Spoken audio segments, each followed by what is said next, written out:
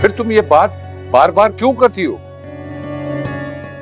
ज़ारा तुम्हारी औलाद है और तुम्हारी हर चीज में उसका हिस्सा बनता है। ज़ारा को तुम उसका हिस्सा दे रहे हो या नहीं?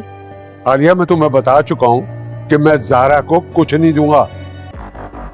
कैसी शर्त? वो ये कि ज़ारा आकर मुझे खुद कहे कि मेरी जायदाद में से उसको हिस्सा चाहिए। हाँ ठीक है, मैं दे दूंगा अपनी जायदाद में से हिस्सा, लेकिन एक शर्त पर। तो उसे तो यही लगेगा ना कि मैं कितनी अजीम हूँ और उसका बाप कितना बुरा इंसान है। जरा सोचो, इतनी बेइज्जती के बाद भी मैं ज़ारा को उधर छोड़कर आ गई हूँ उसके बाप के पास। अरे वाह अम्मा, प्लानिंग तो आपकी बहुत अच्छी है।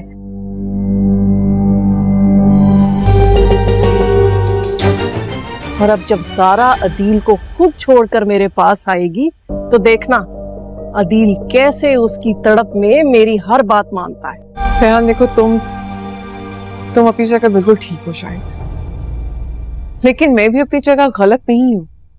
अपने पापा के बारे में सना की बात मैं बिल्कुल बर्दाश्त नहीं कर सकता। ये सिर्फ आप हैं जो सुन रहा हूं। भला मैं उनके बारे में मैं उनकी बेइज्जती नहीं बर्दाश्त कर सकती, और इसी उम्मीद के साथ मैं यहां से जा रही हूँ। जब तुम्हारे बाबा ने मुझे छोड़ दिया था तब मुझे खाला जान ने माँ बाप बनकर पाला था। ज़ारा की खुशियाँ जो हैं आलिया से बर्दाश्त नहीं हो पा रही। आलिया को जैसे जैसे पता चल रहा है कि ज़ारा उस घर में एडजस्ट हो रही है और सब घर वाले उसको दिल खोल कर प्यार कर रहे हैं, तो यहाँ पर ज़ारा का जो आलिया है वो ज़ारा को खुश नहीं देख पा रही और उसको ये लगता है कि ज़ारा को भेजने का जो मकसद था वो अब तक पूरा नहीं हुआ। आलिया ने तो अदील साहब से फ़ोन पर बात कर ली थी कि ज़ारा का जो हिस्सा बनता है उसके नाम कर दे, लेकिन अदील साहब ने बात सुनी अनसुनी कर दी।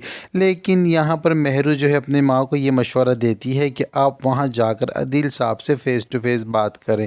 तो अभी आलिया इस मौके की तलाश में ही थी कि वो किस तरह जाए, क्योंकि मुनीर साहब ने तो अगर वो घर में मौजूद होंगे तो आलिया को नहीं छोड़ेंगे। तो यहाँ पर अब आलिया की किस्मत ये काम दिखाती है कि मुनीर साहब के रिश्तेदारों में फौतगी हो जाती है और वो अपनी बहन को लेकर वहाँ पर चले जाते हैं हैदराबाद, और 2-3 दिन वहीं पर गुजारेंगे क्योंकि उनके करीबी रिश्तेदार की फौतगी हुई है। तो यहाँ पर मुनीर साहब की गैर मौजूदगी का फ़ायदा उठाते हुए आलिया बेगम जो है मेहरू को कॉल करती हैं और कहती हैं कि मुझे लगता है कि यही सही मौका है, तुम्हारे बाबा घर पे नहीं हैं, वो फौतगी पर गए हुए हैं और 2-3 दिन वहीं रुकेंगे, तो इससे बेहतर है कि पहले वो आ जाएं। तो इससे बेहतर है कि मैं जाकर अदील साहब से फ़ेस टू फेस बात कर लूँ, क्योंकि अगर तुम्हारे बाबा घर पे हुए तो उन्होंने मुझे जाने नहीं देना। तो यहाँ पर मेहरू भी अपनी माँ को कहती है कि बिल्कुल सही है, यही मौका है, आप अभी जाएँ और जाकर अदील साहब से फ़ेस टू फेस ज़ारा के हिस्से के बारे में बात करें। तो आलिया बेगम जो है पूरी तैयारी के साथ अदील साहब के घर चली जाती है और जाकर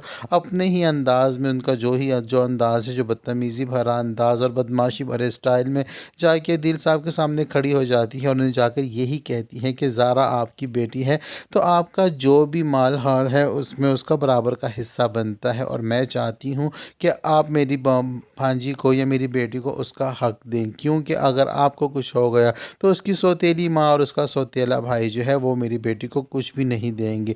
तो लिहाजा मैं अपनी बेटी के हक के लिए आपके सामने खड़ी हूँ, तो आपको उसके नाम सब कुछ करना होगा। तो अदील साहब यहाँ पर जो है ज़ारा की बात तो आलिया से बात उनकी पहले हो चुकी थी, तो वो काफ़ी परेशान थी, इस बात को लेकर सोच रहे थे, और इस सिलसिले में उन्होंने पहले से ही अपने बेटे के साथ डिस्कशन कर ली है और कुछ ना कुछ हिस्सा जो है ज़ारा के नाम पर कर दिया होगा, या उसको पहले से ही आगाह कर दिया है कि आलिया बेगम का क्या इरादा है। मगर इस वक्त जो है आलिया बेगम के सामने खड़े होकर अदील साहब यही कहते हैं कि मैं हरगिज़ भी ऐसा नहीं करूँगा, हाँ मगर एक शर्त मेरी ये है, अगर ज़ारा अपने मुँह से मुझे ये कह दे कि बाबा मुझे मेरा हिस्सा चाहिए, मेरे नाम कर दे, तो मैं उसी वक्त कर दूंगा।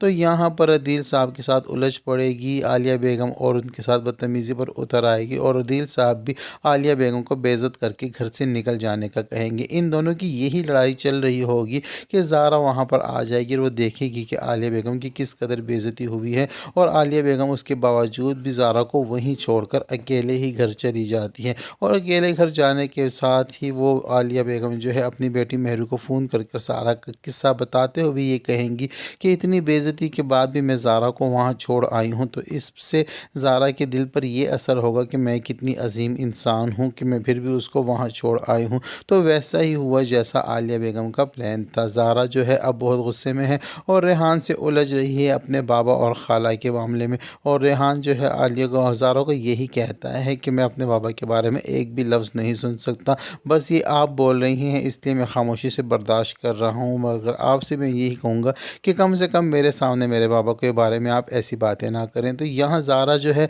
वो अपने भाई रेहान को ये समझाने की कोशिश करती है कि जिस तरह तुम्हें अपने बाबा के लिए गुस्सा आता है, मुझे अपनी खाला के लिए आता है, क्योंकि जब तुम्हारे बाबा मुझे छोड़कर चले गए थे तो मुझे माँ और बाप दोनों बनकर मेरी खाला नहीं पाला है, और आज इस घर में उनकी इतनी बेइज्जती हुई है तो मैं अब इस घर में नहीं रह सकती। मैं मजबूर हूँ कि मैं ये घर छोड़कर वहीं चली जाऊँ। वहाँ पर आलिया का भी यही प्रोग्राम है कि ज़ारा खुद ब खुद वो घर छोड़कर आए और अदील साहब जो हैं ज़ारा की मोहब्बत में तड़पते हुए सब कुछ ज़ारा के नाम कर दें और फ़ौरन से आके ज़ारा के साथ फिर से अपनी जो है वो सुलह सलेक वगैरह कर लें और ज़ारा के जो नाम पर जदाद लगा दें। तो इस तरह से आलिया बेगम को मकसद में कामयाबी मिल जाएगी। लेकिन रेहान भी ज़ारा को समझाने की कोशिश करता है, मगर ज़ारा भी इस वक्त गुस्से में होगी और वो ऐसा ही करेगी। वो अपने बाबा का घर छोड़ के अपनी खाला के घर फिर से आ जाएगी और फिर ज़ारा के जाने के बाद वो लोग भी मजबूर हो जाएंगे और हो सकता है कि ज़ारा को जाने वहाँ अपने घर जाने के बाद, यानी कि खाला के घर जाने के बाद ये रियलाइज़ हो कि वो लोग ठीक थे और खाला गलत थी, क्योंकि ज़ारा को अपनी मामा की डायरी भी ढूंढनी है जिस डायरी में उन्होंने सब कुछ लिखा होगा, और ज़ारा शायद इसी बहाने से जा रही है वहाँ जाकर खाला के साथ अपने घर जब जाएगी और रहन सहन करेगी तो फिर उसको मौका मिल जाएगा वो डायरी ढूंढने का, और वो अब के वो डायरी भी ढूंढ निकालेगी। और अब तो ड्रामे में एक नया करैक्टर भी इंटर होने वाला है, वो मरियम नामी लड़की जिसकी वालदा फौत हो चुकी है, और उनके मुनीर साहब के जाते ही वहाँ पर जाने से पहले ही आलिया बेगम ने कह दिया था कि अब मरियम के नाम का ढोल अपने गले में बांध कर मत आ जाना। इसका मतलब ये है या तो मरियम आएगी यहीं पर मुनीर साहब के घर में और आकर ज़ारा की ज़िंदगी में मुश्किलात पैदा करेगी, या फिर वो ज़ारा के घर जाने से पहले ही वहाँ पर हादी के घर भी जाकर रहेगी और हादी के साथ कुछ चक्करबाजियाँ चलाएगी, या इस तरह कहानी जो है ड्रामे की आगे बढ़ेगी और मुश्किलात पैदा होंगी। क्योंकि ज़ारा और मुनीर साहब और अदील साहब का किस्सा बहुत खिंच चुका है और अब ड्रामे में एक ट्विस्ट भी आना चाहिए, तो इस वजह से नए करैक्टर को ऐड किया गया है। और अब देखते हैं ये है कि नया करैक्टर आने के बाद कौन कहानी का मोड़ क्या होता है। तो ये सब कुछ होने जा रहा है ड्रामा सीरियल मफाद परस्त के आने वाले एपिसोड में। अब तक के लिए इतना ही। वीडियो पसंद आती है तो वीडियो को लाइक और चैनल को सब्सक्राइब करना हरगिज़ ना भूलें, और साथ ही साथ एक प्यारा सा कमेंट भी कर दें। आपकी एक छोटे से कमेंट से हमें खुशी मिलती है। अब तक के लिए इतना ही, मिलते हैं नेक्स्ट वीडियो के साथ।